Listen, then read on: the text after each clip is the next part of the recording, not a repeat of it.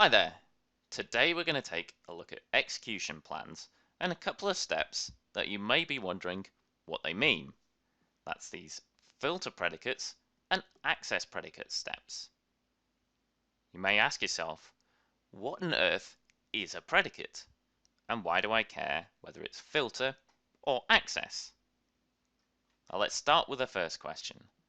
A predicate is just a condition in your where clause. So the query up here has two. One checking that the domain ID equals 101, and the other checking that the text starts with DML. If we right-click the execution plan and expand those out, we can see we've got the two predicates there. So now we know what predicates are.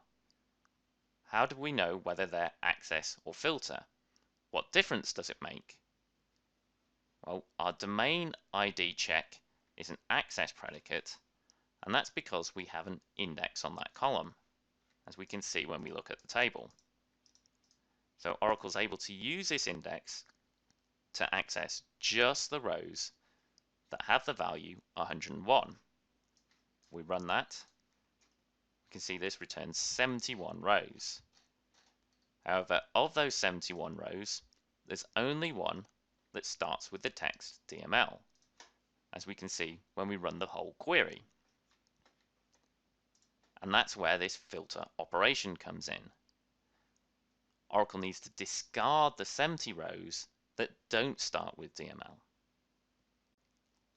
So with access predicates, we're getting just the rows that match the conditions exactly, and no more. And this is usually done via an index.